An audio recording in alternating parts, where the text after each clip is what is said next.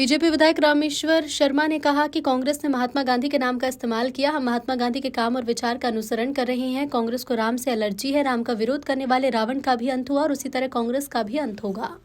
कांग्रेस ने गांधी जी का, महात्मा गांधी जी के नाम का इस्तेमाल किया। हम महात्मा गांधी जी के विचार का और महात्मा गांधी जी के काम का अनुसरण कर रहे हैं।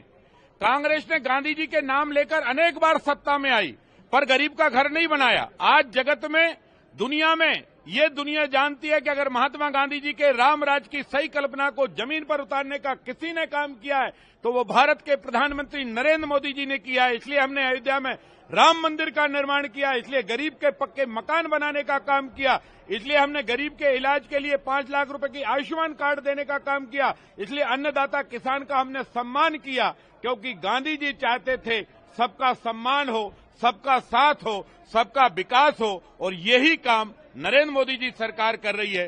कांग्रेस को राम से एलर्जी है, इसलिए विरोध कर रही है। कांग्रेस को मैं बता देना चाहता हूं कि राम से एलर्जी रखोगे तो रावण से लेकर कांग्रेस सबका अंत होगा और चल नहीं पाओगे। कांग्रेस कह रही कि मनरेगा में भी भ्रष्टाचार होता था और अब उसे राम जी का नाम दिया। मनरेगा में भ्रष्टाचार कांग्रेस की, मनमोहन सिंह की सरकार के समय होता था। अब मनरेगा के बलबूते पर जो हम स्कीम लाए उससे ग्रामीण विकास की आधारशिला रखी जाएगी और राम राज की कल्पना साकार की जाएगी।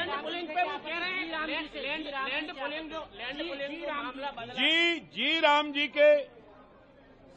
जी से आपत्ति कांग्रेस को पहले भी थी, क्योंकि कांग्रेस राम विरोधी है। सोनिया चाहती है कि कांग्रेस राम का विरोध करे, कृष्ण का विरोध करे, महावीर का विरोध करे, गुरु नानक का विरोध करे, भगवान गौतम बुद्ध का विरोध करे। लेकिन हम डंके की चोट पर कहते हैं हम राम का सम्मान करेंगे, कृष्ण का करेंगे, महावीर का करेंगे, गौतम बुद्ध का करेंगे, गुरु नानक का करेंगे। ये धरती उनकी है, ये धरती उनके विचारों से प्रभावित है, ये धरती उनके मर्यादाओं के आधार पर चलती है। कांग्रेस तू राम का विरोध करेगी तो राम का विरोध करने वाले रावण का भी अंत हुआ है, उसी तरह कांग्रेस का भी अंत हो जाएगा।